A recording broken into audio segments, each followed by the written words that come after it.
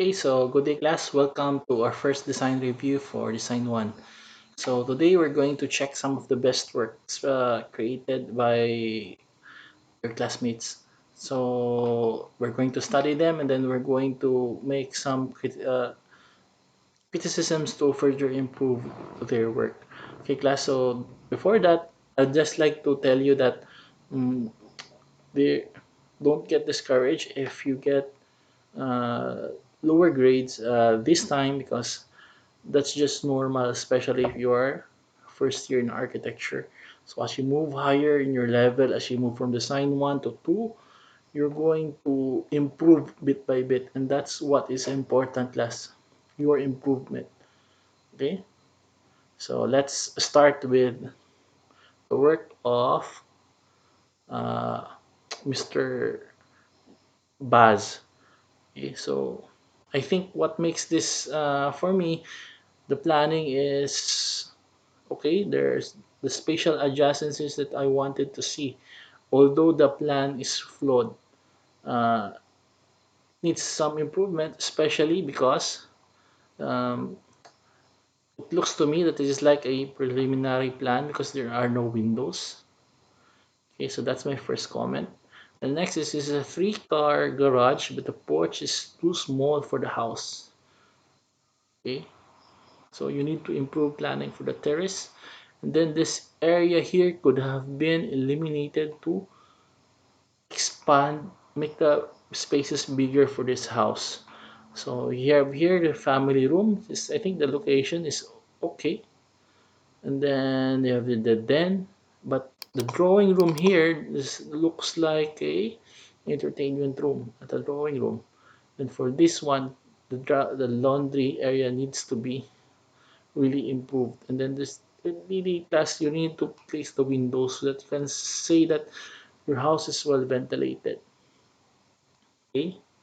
So the adjacencies between the kitchen and dining area, this is good because the kitchen should be adjacent to your dining. Okay, but I think it can be the space could have been bigger if you only move it here. Okay, now look at here. This the sleeping areas is a problem because there is no ventilation. Even if this is a preliminary, you can say this is a preliminary plan. Without windows glass, it is going to be very difficult and hot for the one who is residing in the sleeping area. Okay, then you need a label here for your walk-in closet. Now, usually class in high-end residential designs, your walk-in closet and your uh, toilet, they're uh, connected side by side. So if you first enter your walk-in closet, then you go to your bathroom. Okay.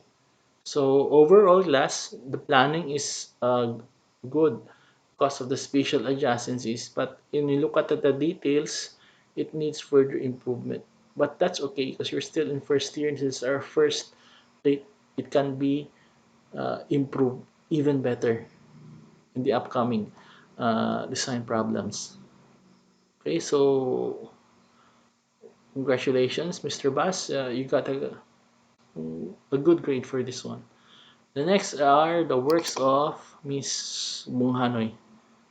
Okay, so if you look at the plan, I think this is correct.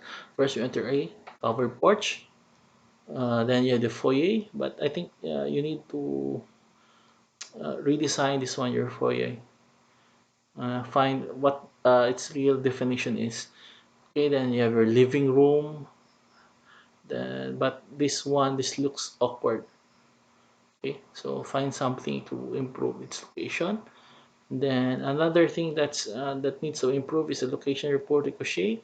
So your portico shade is here, and then you have a garage, but you have your garage does not have access inside. So when you go in your garage, you go out, then you lock the house, then you go to the front porch again. In uh, usual designs, if you consider functionality, it would have been better when you go, you park your car, you get out, and you go inside your house. that will have been provided more safety and security for the people living. Okay, so I said there's no garage access from the inside. That's one of the weaknesses here. But the good thing is that the guest room, you can see it's ventilated and adjacent to a nearby toilet and bath. Then you have your kitchen, dining room. But please take note, class, that when you state that there are changes in levels of elevation from the covered porch going to the main level of the house, it also means that that level should have been reflected here. Then there should have been a line here which separates this house from the spaces outside. Okay, but what makes this plan good is their private areas are properly secured here. You have here your master's, family, drawing room, and working office. But remember, class, that the working office, it also depends on the usage of the people who will be using the office. There are some who prefer the working office accessible to the living room, that they can have guests, they can invite them to the office to talk something about business. Okay. Uh, Okay, so I think this is it. Furthermore, I think you need to improve the drafting, especially drafting the doors and the furnitures. But that's something, class, which you will do step by step. Okay, so I think you can further improve this. Okay, so good job, Miss Munganoy. Now let's go into the work of Miss Ridulia. So what makes this plan okay for me is that these are usually the plans here in the Philippines. It's two-story, and then you subdivide the different spaces. So usually your sleeping spaces are in the second floor to to make sure that you're going to have some privacy. Okay, but I think the main problem here is the drafting. So you have to improve the lettering, then you have to improve this one. Then you have to research what the foyer is really, what's its purpose, because it's not a foyer. Then you have your dining area, the living area, kitchen, the drawing room. Well, I think it looks awkward. And then you from the kitchen you go to a drawing room. Drawing room should have been designed nearer to the living area. Okay, then your powder room is too big. Okay, so what's the purpose of your powder room? Okay, sometimes I think it's just a place where you um, you wash your face, then you do something in the washroom. Okay, so this space is really too big. That's 3.5 by 3.5. I think that's more or less more than 10 square meters, which is too big for a powder room, considering the proportion to the other side, other parts of the house. Okay, but this is good. But the problem is the drafting. Okay, like for this one, class, when you look at the balcony, this indicates here that this is a closed balcony. There's no access outside. Okay, so they have to be very careful in this one. Then your master's, it has no ventilation. It's going to be very hot. Okay, then you have a terrace which does not have access here. Okay, so you have to be very careful with your drafting. So, and I have been very considerate as with your place because you're still first year, but you have to improve as we move higher. Because I won't be your instructor. I don't know if I'm going to be still your instructor for design two. So when you enter your design two, you're going to be much stricter, okay, especially in the planning. So try to work out on your weaknesses. Okay, this is just your first time, so in drafting a floor plan, but don't worry, you'll still improve. Okay, then the next is the one done by Miss Tukap. Now, the impression this floor plan left to me is like how Middle Eastern houses are designed, as far as I can remember. So when you go inside here, your porte cochere, you drop for the car here. Then some people go out, then go to the garage to park the car. But the problem is that your garage still does not have access inside. This is going to be problematic if you're going to consider your security. Okay, so you have the foyer, visitors room, family room, corridor, powder room, decent size. You have a sleeping area, which um, looks like something very Middle Eastern to me. Then you have your drawing, kitchen. I think your terrace or patio could have been better placed if you're going to place it in your den. And I think it would have been much better when you are working on something or drawing something, and then you see in the window you have a nice view patio with a view of a garden somewhere. Okay, so when you design class, I need you to think um, that you'll be living inside the house. What's the ideal spaces? You have to feel it. Okay, so that's the whole point of anthropometrics. Anthropometrics is important because it allows you to visualize the space in 3 dimensions.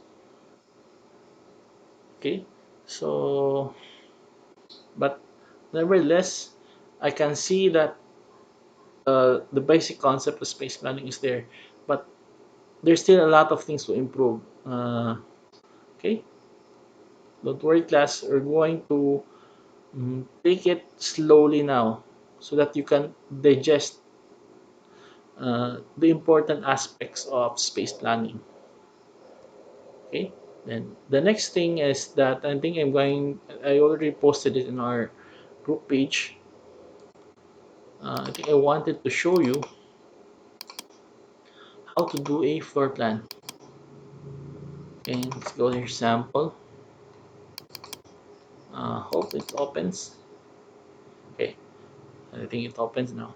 Okay, so this is a sample of a floor plan that we did for a Swiss client back 2 to 3 years ago. Okay, so if you look at it closely, class, I want you to consider the drafting. Okay, so when you do your floor plans, class, you also have to conceptualize where you're going to place your columns. That's what you call structural conceptualization. That's an aspect which is covered by the architect because you have to decide which area should have columns. Okay, but the one who will compute on the strength and the number of reinforcements needed, you have to consult your structural engineer. Okay, so look at this one. So for example, you have a dimension of 4 meters from this column to this column. Then here, 4 meters, you have to give the overall dimension outside. Okay, that's the proper way to do it. Then you look at the how the furnitures were made. Okay, so you can see the furnitures here. It was done meticulously based on the measurements of the people who'll be living inside. So the your furniture slash the your furniture layout, they are important so that you'll have a gauge on how big the space is. Okay, like for here, for example, here you have your bed. So what does this tell you? So there's two people who can fit in this bed. It's either a queen or queen size bed, and then you have here you're going to place your lampshades at the side. Okay, then look at the how the bathrooms were done. Okay, you can see that it's orderly. So your for future function classes architects is to make sure that your floor plan is neat, legible, easy to read, that it could be easily understood anyone looking at it. Okay, because you have to consider a lot of things, like for example, where's the location of the air conditioning units. Okay, so for this one, the client requested a standing aircon, so you place it at here at the side. Okay, so and look at that, when we do the doors, we place here a line. So this line suggests that this space is distinct from the other. So that's especially important when you are making a distinction from the outside and then the inside. You have to place a line. Okay. Then another thing you must look into, class, is be very careful when you place steps. So you have to consider, you look at anthropometrics, that in the stair thread, the foot of a person still fit inside. Okay?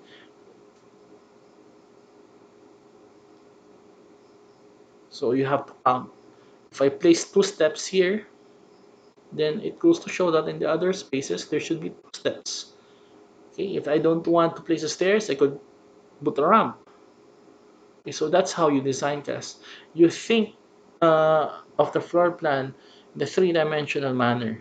Okay, that's what you call spatial intelligence, uh, which is something that you're going to be developing as you progress to architecture. That's, I think, it's an aspect of intelligence where you can use both the left and right portions of your brain. Because in architecture class, remember that architecture is the art and science of constructing buildings.